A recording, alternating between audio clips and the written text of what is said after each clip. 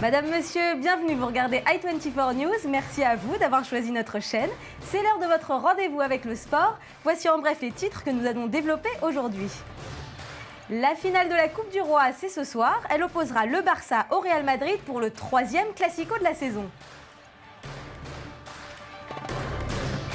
Et puis football toujours en Coupe d'Allemagne. Le Bayern et Dortmund vont peut-être se retrouver en finale pour un Classico à l'allemande. C'était il y a un an, les attentats de Boston lors du marathon. On revient dans cette émission sur les cérémonies de commémoration. Et enfin, notre tour du monde de sport hors du commun, de belles images, des émotions fortes. C'est tout de suite et c'est pour vous.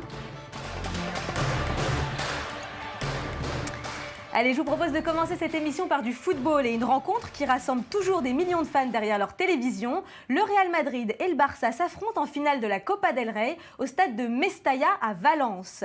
Côté Barça, c'est la dernière chance de titre cette saison. Les Catalans ont presque tout perdu en l'espace d'une semaine. Éliminés par l'Atlético Madrid en quart de finale de Ligue des Champions, les joueurs de Tata Martino ont réitéré leur mauvaise performance ce week-end en perdant 1-0 sur le terrain de Grenade. Mais contre le Real, les Catalans sont toujours survoltés. En championnat, ils se sont imposés à 2 reprises cette saison. Et je vous propose justement d'écouter l'entraîneur de Barcelone à ce sujet. Ça a été très plaisant de remporter les 2 derniers Classicos. Mais c'est tout. C'est très spécial de gagner un Classico, mais aucune de ces 2 rencontres n'a été décisive pour gagner un trophée. Celui-là nous donne la possibilité de remporter un titre. Comparé aux 2 précédents, c'est complètement différent. Et en face du Barça, les Madrilènes doivent également gérer leurs problèmes. Le héros de la finale 2011, Cristiano Ronaldo, qui avait inscrit l'unique but de la rencontre, eh bien le Portugais il sera absent pour une blessure à la cuisse. Un coup dur pour Carlo Ancelotti et la Casablanca. Autre changement important dans l'équipe, c'est Iker Casillas qui devrait garder les cages madrilènes, alors qu'il est souvent cantonné à un rôle de remplaçant. Contrairement au Barça, Madrid est encore en lice pour remporter la Ligue des Champions. La Copa del Rey ne revêt donc pas la même importance pour le Real, mais un trophée reste un trophée. Allez, on écoute Carlo Ancelotti avant la rencontre. C'est une compétition importante et d'autant plus cette fois-ci parce que l'on joue contre Barcelone, le rival historique du Real Madrid.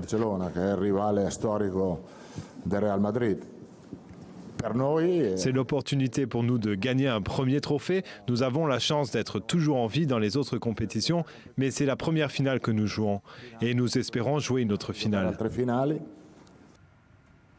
Après la Coupe d'Espagne, place à la Coupe d'Allemagne. En demi-finale, le Borussia Dortmund a reçu l'équipe de Wolfsburg dans un stade plein à craquer. Et sur la lancée de leur victoire sur le Bayern de Munich, les jaunes et noirs se sont amusés. L'ouverture du score est signée Mkhitaryan d'une frappe de l'extérieur de la surface. Et les Borussen vont même doubler la marque avant la mi-temps. Cette fois-ci, c'est grâce à Lewandowski. Il s'impose facilement 2-0 et il file donc en finale. Et le Borussia Dortmund retrouvera très certainement en finale le Bayern de Munich. Les Bavarois sont opposés à Kaiserslautern, équipe de seconde division qui a créé l'exploit jusque-là, mais qui aura bien du mal face aux hommes de Pep Guardiola.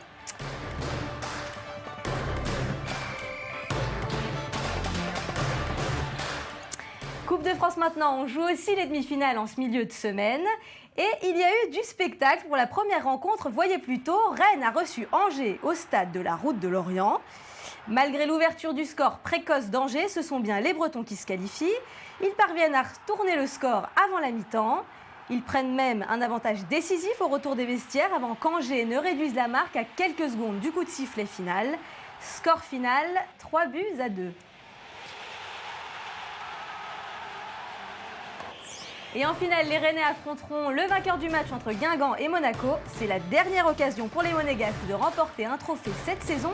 De leur côté, les Guingampais entendent bien jouer les troubles fêtes et pourquoi pas offrir à la France un derby breton pour la finale.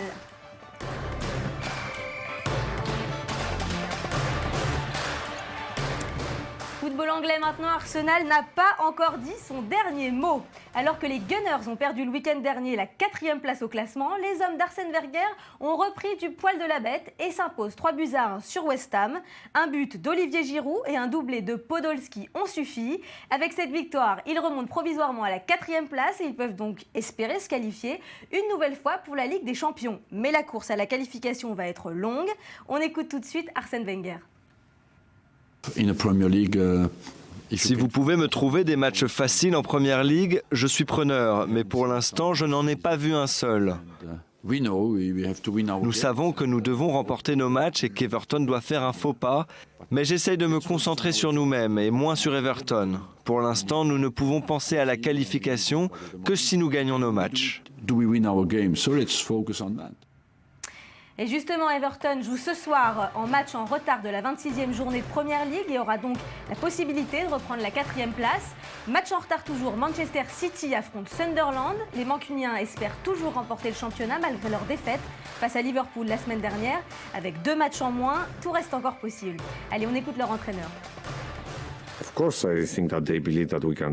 Bien sûr que les fans pensent que nous pouvons le faire. Nous devons gagner les 2 matchs en retard et nous n'aurons plus qu'un point de moins que Liverpool. Ensuite, il faudra jouer 4 matchs en plus.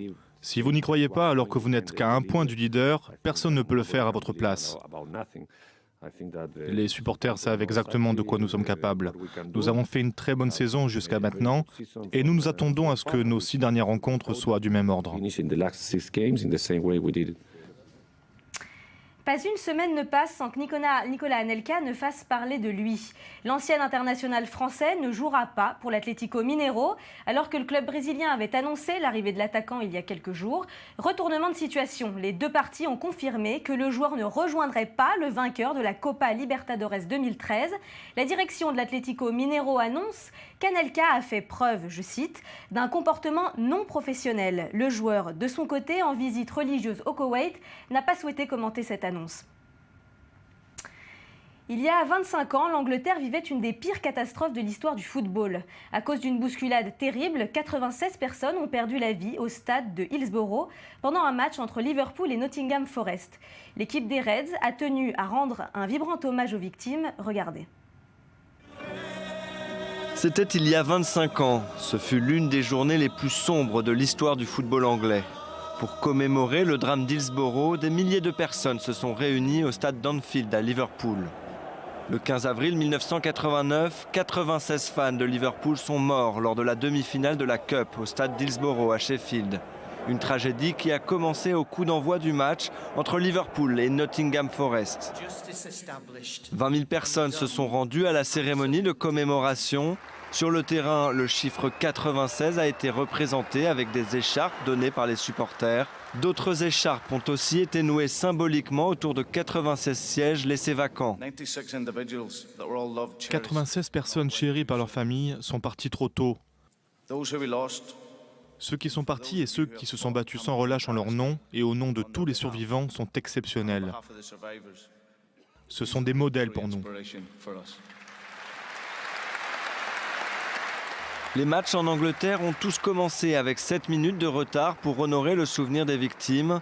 À l'époque, la rencontre avait été interrompue 6 minutes après le début du désastre. Aujourd'hui, l'enquête sur les circonstances de cette catastrophe déchaîne les passions et choque le monde entier. Depuis, l'Angleterre a révolutionné ses stades. Les barrières en métal instables ont été remplacées par des gradins modernes et une sécurité optimale. La tragédie d'Hillsborough a aussi changé le comportement des fans de football britannique. Personne au Royaume-Uni ne veut revivre ce genre de catastrophe. Allez, on parle tennis maintenant. Début de la saison de terre battue avec les Masters 1000 de Monte-Carlo. Un tournoi qui nous amène doucement vers Roland-Garros. Et aujourd'hui, Roger Federer s'est débarrassé très facilement de Stepanek. Une victoire aisée, 6-1, 6-2. Rafael Nadal se qualifie également. Il écarte Gabashvili 6-4, 6-1. Et hier, Novak Djokovic a affronté Albert Montanes. Une promenade de santé pour Djoko, un numéro 2 mondial. Le Serbe s'impose facilement en seulement 45 minutes contre l'Espagnol en 2-7, 6-1, 6-0. Et puis pour David Ferrer, ça passe aussi facilement. La tête de série numéro 6 a littéralement éjecté le Français Jérémy Chardy en 2 petits sets. Le numéro 48 mondial n'a rien pu faire et perd 6-3, 6-0. Les États-Unis sont en deuil aujourd'hui. 1 an après le double attentat du marathon de Boston, la ville américaine a rendu un hommage émouvant aux victimes. Un moment de silence a été observé et les cloches de la ville ont sonné à l'heure du drame. De nombreux Bostoniens étaient présents, mais aussi Joe Biden, le vice-président des États-Unis. Il a souligné le courage des habitants après la tragédie. Je vous rappelle que ces attaques perpétrées par 2 terroristes tchétchènes ont fait 3 morts et 264 blessés à proximité de la ligne d'arrivée. Le prochain marathon aura lieu le 21 avril. Et justement, vous allez voir qu'à Boston, l'espoir est revenu. Les habitants de la ville honorent toujours la mémoire de ceux qui ont été assassinés, mais pour eux, la vie doit continuer. Entre tristesse et courage, ils nous confient leurs sentiments 1 an après la tragédie, le récit d'Ori Baum.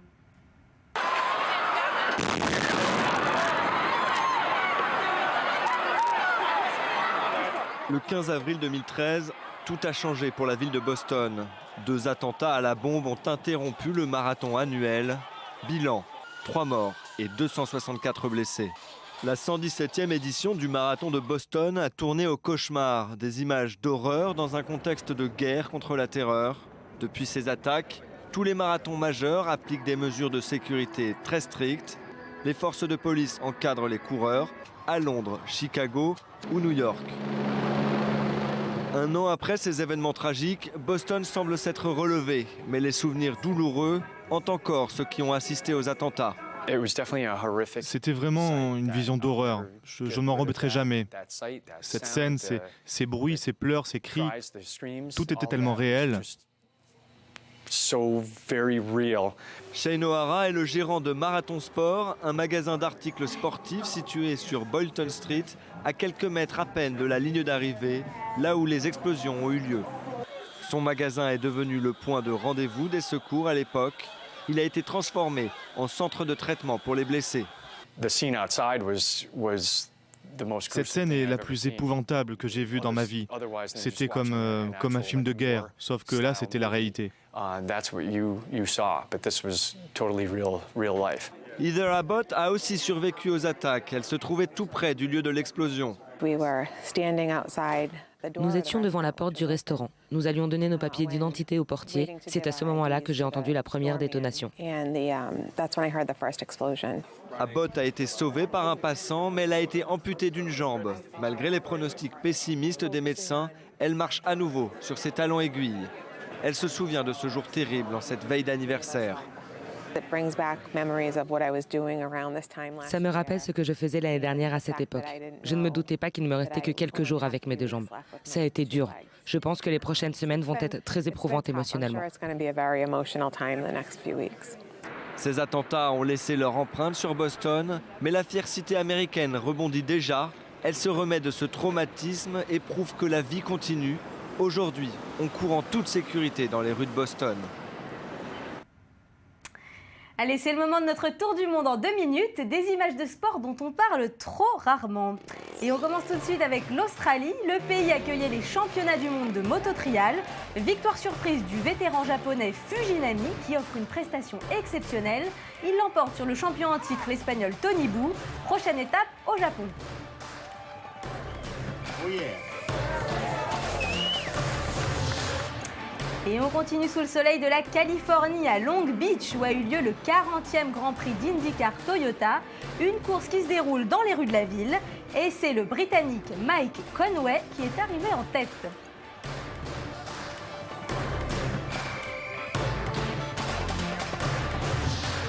Et puis changement d'ambiance avec ce marathon qui se déroule à la station glaciaire russe de Bornéo, située au pôle Nord. Une course qui est réputée pour être la plus difficile et la plus froide du monde. 47 marathoniens ont concouru par moins 30 degrés. Et c'est l'Américain Mike Wardian qui s'impose en un temps record de 4 heures et 7 minutes. Et on termine par de belles images de la Croatie. Le pilote autrichien Hans Ark a gagné la compétition de pilotage acrobatique Red Bull Air Race. Il a battu le Britannique Bonhomme avec 8 centièmes de seconde d'avance. Ark était le favori du public. Peut-être qu'il répétera l'exploit à la prochaine étape en Malaisie en mai prochain.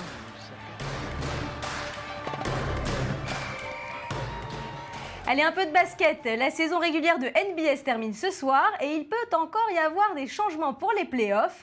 En conférence Ouest, les Clippers peuvent espérer prendre la seconde place après leur victoire sur Denver 117-105.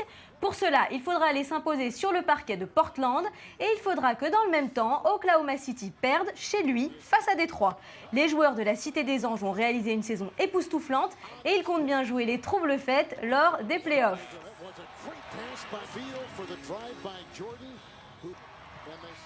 C'est la fin de cette émission, merci à vous tous de nous avoir suivis. On se retrouve demain pour d'autres aventures sportives. En attendant, notre site internet est disponible pour vous 24 h sur 24. Restez avec nous, l'info continue sur i24 News.